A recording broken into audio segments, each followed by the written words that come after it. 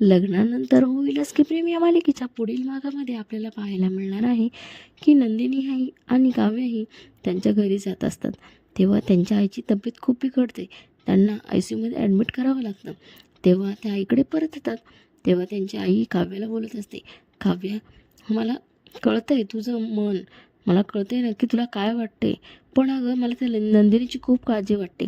आत्तापर्यंत तिने सगळ्यांची मनं जपण्याचा प्रयत्न केला आहे. तेव्हा प्लीज तिला दुखावू नकोस.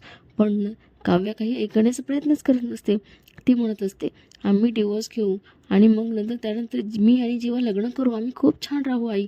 पण आई म्हणत असते, अगं हे सगळं होण्यासाठी तुला 3 माणसांचे मनं वळवावे लागतील आणि याचंच मला खूप जास्त टेन्शन येते. त्यांचं हे बोलणं ऐकून त्यांचं हे बोलणं नंदिनी ऐकत असते आणि तिला खूप मोठा धक्का बसतो आणि ती म्हणत असते, कसलं टेन्शन. तेव्हा काव्य तिला डिवोर्सबद्दल सांगते. तेव्हा नंदिनी काव्यावर खूप रागावते.